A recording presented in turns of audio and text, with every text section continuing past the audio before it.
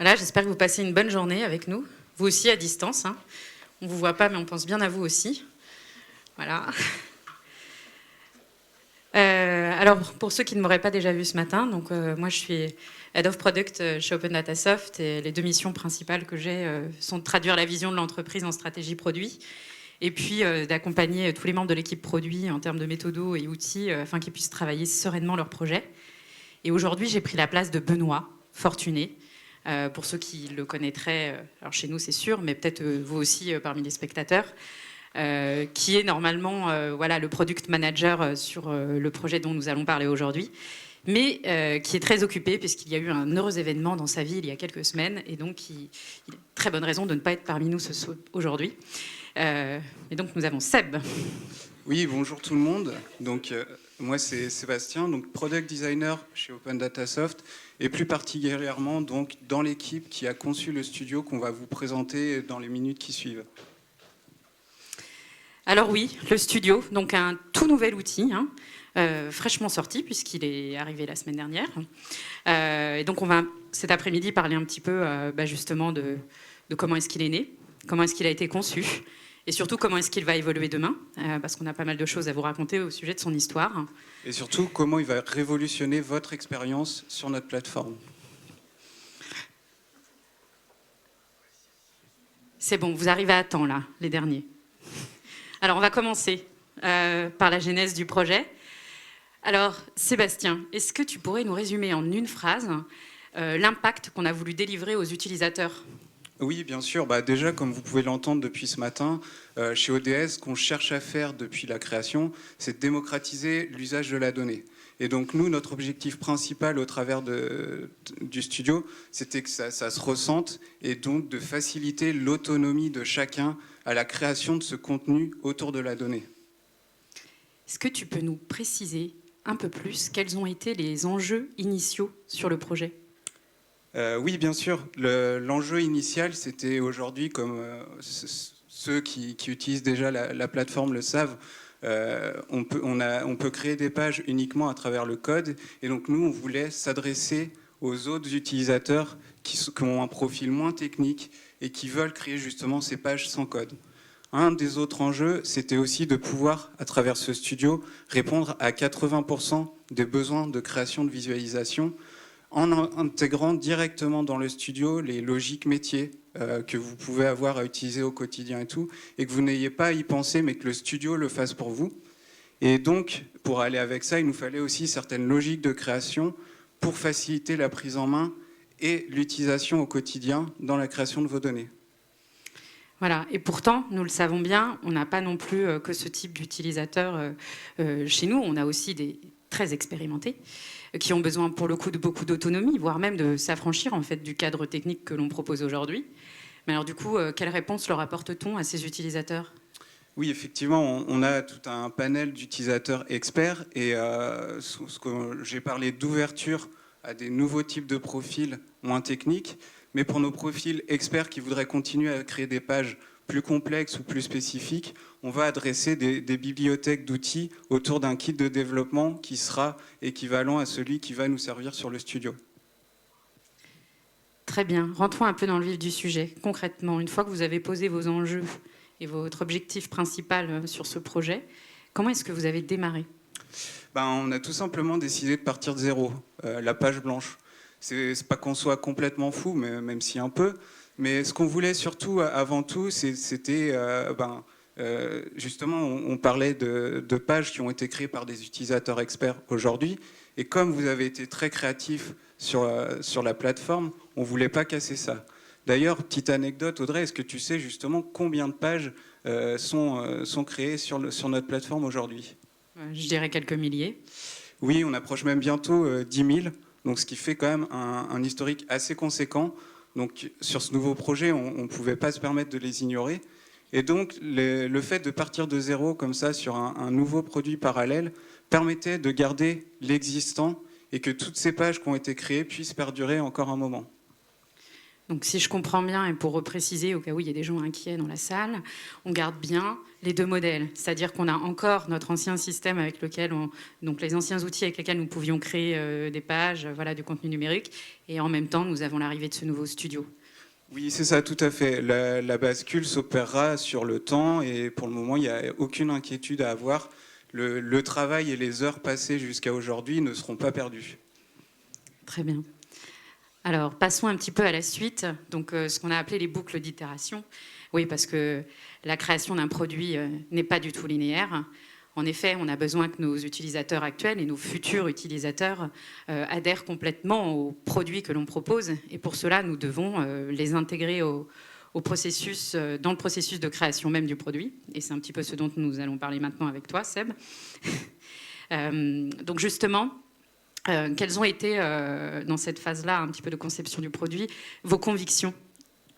Alors, côté produit, et encore moi plus en tant que designer, l'une des convictions, c'était de pouvoir faire gagner du temps à travers le produit et ses interfaces, et surtout générer de la simplicité.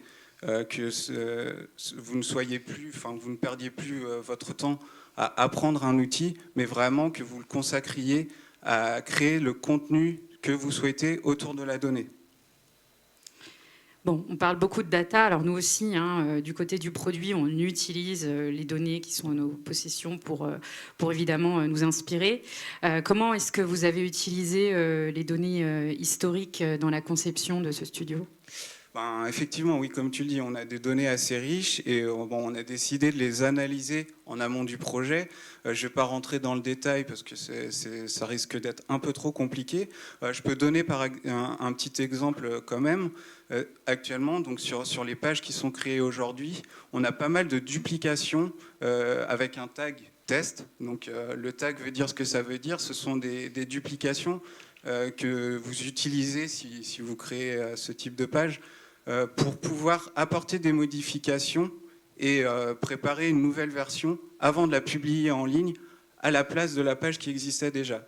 Et donc nous, côté produit, on a analysé ce genre de choses. Et par exemple, donc pour ce cas-là, ce qu'on a décidé de faire, c'est de préparer un état brouillon dans le studio qui vous permet de modifier la page à l'infini tant que vous voulez et de choisir le moment où vous la publiez en ligne pour qu'elle remplace la version actuelle. Et donc, suite aux analyses un petit peu de données historiques, qu'est-ce que vous avez fait par la suite? L'historique, c'est de la donnée, mais c'est aussi des gens, des utilisateurs, comme je disais. Et donc, on a choisi de les rencontrer. Benoît avait préparé donc 3 campagnes d'interview auprès de 15 de nos clients. Je ne sais pas s'il y en a parmi vous ici qui ont eu la joie de pouvoir échanger avec lui.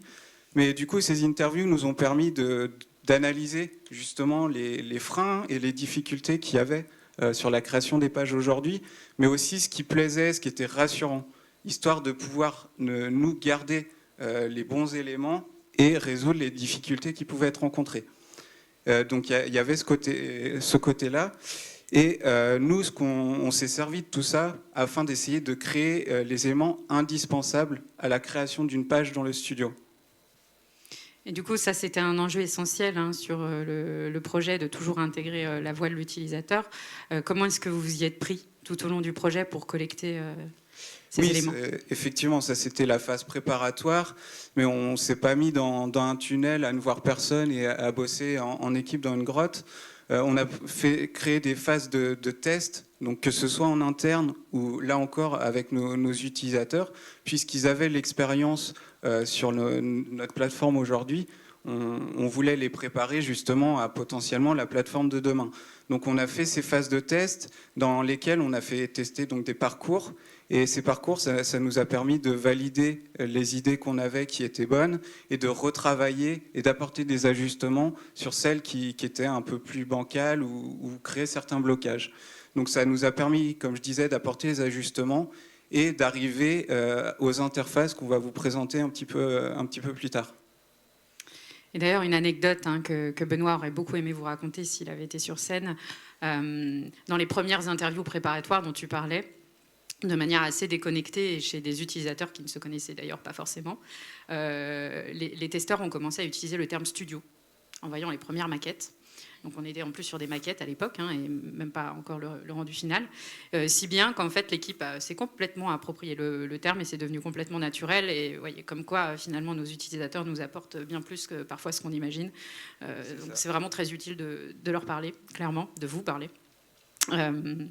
Donc une fois que vous aviez ces données à la fois historiques et tous ces éléments venant de la part des clients, quelle stratégie vous avez décidé d'adopter ? Alors, on avait potentiellement deux stratégies qui se dessinaient devant nous. La première, c'était de préparer un produit pendant de longs mois, voire peut-être 1 ou 2 ans, un peu plus. On ne sait pas, puisqu'on n'a pas choisi cette stratégie, mais c'était de proposer dans l'outil l'équivalent d'aujourd'hui, donc vraiment toutes les fonctionnalités qui sont à disposition aujourd'hui, de les retranscrire intégralement dans le studio. Ou du coup, la deuxième stratégie pour laquelle on a opté et sur laquelle on a travaillé, c'était de partir sur un cœur de fonctionnalités indispensables, donc vraiment les éléments essentiels pour pouvoir créer les pages les plus simples. Et par la suite, donc une fois que ça est prêt, de le proposer, et par la suite d'itérer, d'apporter les évolutions et les nouvelles fonctionnalités au fur et à mesure pour que chacun, puisque on le sait très bien, tous nos utilisateurs ont des besoins différents, pour que chacun, au cours de l'évolution du studio, puisse trouver son moment avec lequel il est à l'aise et il peut créer ses pages. Bon, Seb, on en parle beaucoup depuis tout à l'heure, mais il serait peut-être temps qu'on le dévoile un petit peu, ce studio, hein. Donc, alors, on va lancer une petite vidéo, voilà, et promis, après, on parle un peu plus des détails ensemble.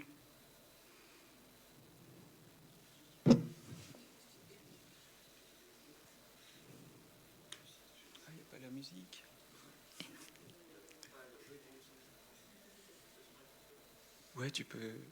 Ah oui, pardon, temps pour moi.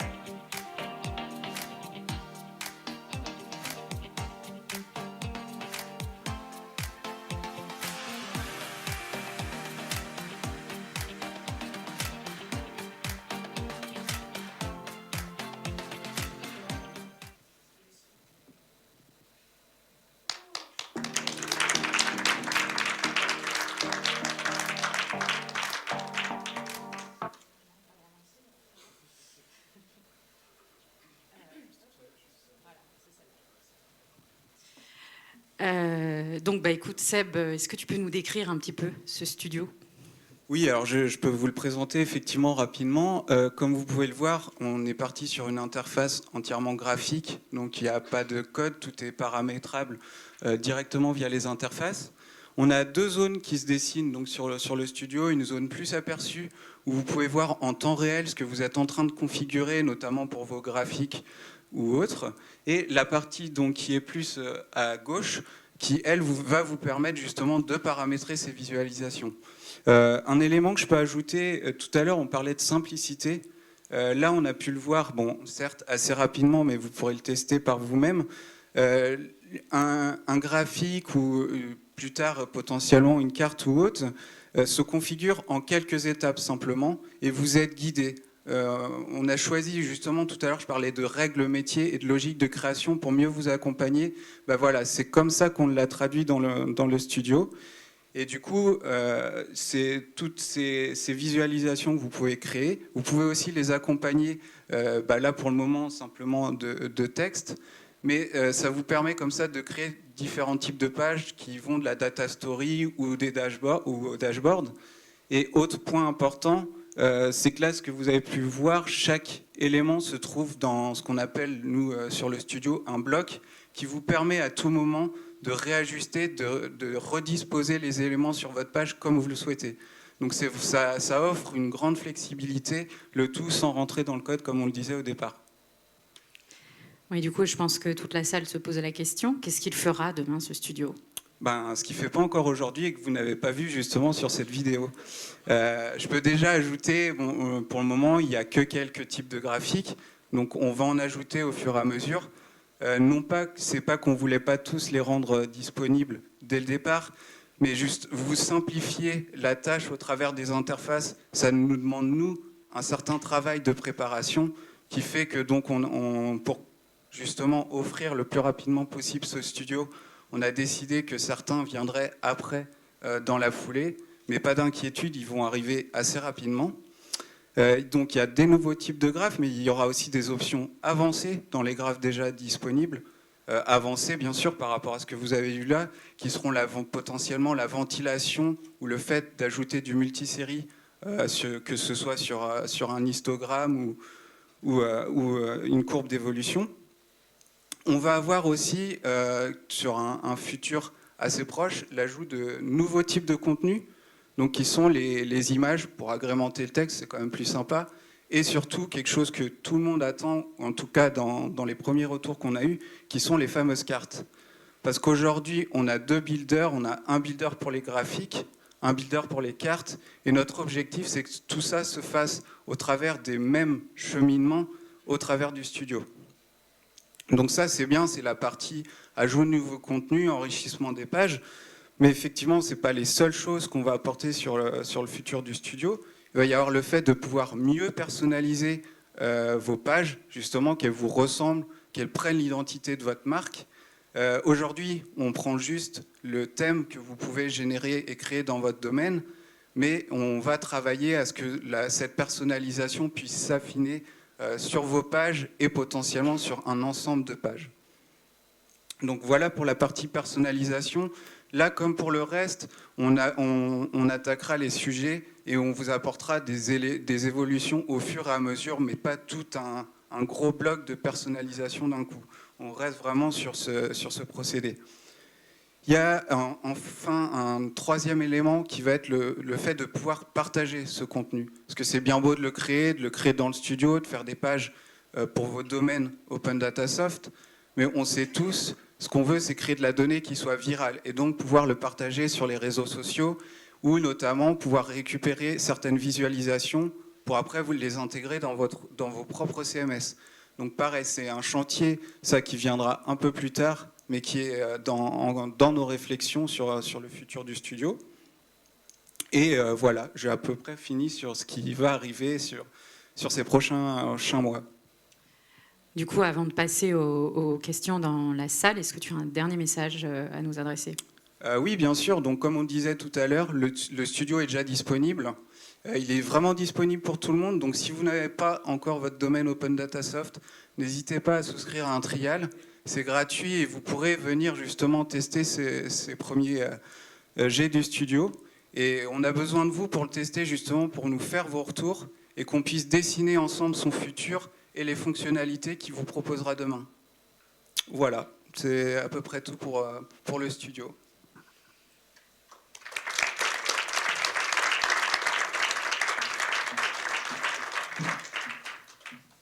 Alors, y a-t-il des questions ?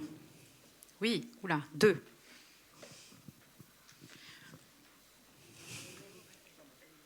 Ok. Bonjour. Ben justement, pour compléter tout ce qui n'est pas encore disponible dans le studio, est-ce qu'il y a moyen de récupérer le code ou de compléter avec du code déjà, comme on le fait actuellement, faire des copier-coller de code et améliorer ? Non, justement, pour le moment, c'est vraiment à part du mode qui existe déjà de créer des pages avec du code.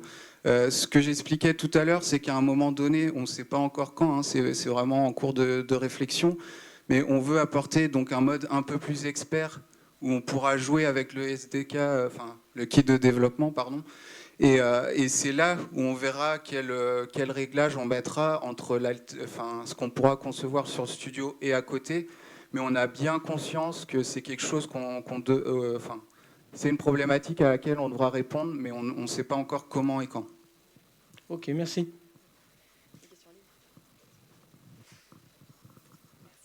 Oui, une question en ligne qui complète d'ailleurs celle de Samuel.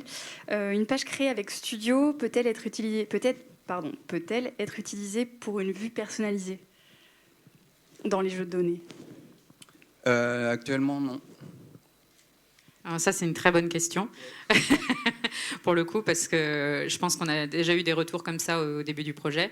Donc aujourd'hui, là, le studio, comme disait Sébastien, il est sorti avec un minimum de cœur de fonctionnalité. Donc il y a certains éléments qui ne sont pas possibles aujourd'hui, mais il n'y a aucune contradiction à ce que demain, à un moment donné, ce soit quelque chose qu'on mette en place. Mais ça ne va pas arriver tout de suite, parce qu'il y a les cartes, il y a les filtres, il y a des choses qui sont un petit peu plus importantes qu'on doit faire avant. Mais oui.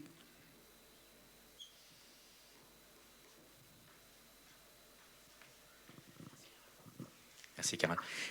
Oui, du coup, j'ai une question qui rebondit encore là-dessus. C'est vrai qu'on a deux types de data visualisation. On peut avoir un tableau de bord et Studio y répond parfaitement. Et pour avoir eu l'expérience avec Frédéric et Carole au mois de septembre d'une page développée sur l'ancien système, mais enfin l'actuel est très, très, très finalisé. Donc on a ce besoin-là et je vois qu'on va pouvoir démocratiser l'ouverture de tous ces tableaux de bord pour toutes les directions métiers. Je travaille à la ville de Paris. Mais par contre, effectivement, aujourd'hui, j'entendais Namur tout à l'heure qui disait, maintenant on ouvre un jeu de données et on a toujours l'onglet Data Visualisation, que nous on appelle Data Visualisation dynamique, qui met en exergue la qualité du jeu de données qu'on a ouvert. Et donc c'est vrai que peut-être il faut créer un autre onglet qui serait indépendant des data visualisations avec l'ancien système pour qu'on puisse intégrer le tableau de bord du studio rien que pour ce jeu de données-là et pas sur un tableau de bord complet. Ça, voilà, on a ces deux types de besoins. Alors du coup, forcément, votre démonstration qui est super alléchante et c'est super le travail que vous avez fait et l'écoute utilisateur que vous avez. Mais du coup, maintenant, vous nous avez donné faim en fait. Et on en a conscience. Et pour rebondir un peu, je vais être un peu transparent justement avec les questions qu'on se posait avec Benoît au début sur le fait potentiellement qu'une page, donc là on a parlé de création de contenu qui soit une page ou autre, mais à terme rien n'empêcherait que ça devienne une bibliothèque de contenu et qu'on estime après, qu'on voit en fonction des besoins à quoi chaque visualisation est potentiellement rattachée. Donc visualisation ou ensemble de visualisations comme un dashboard, comme vous expliquez. Mais c'est clairement par rapport à ce qu'on vous a présenté et à tout ce qui nous attend encore dans les prochains mois, c'est vraiment du futur un peu plus long terme que pour l'année 2022 par exemple.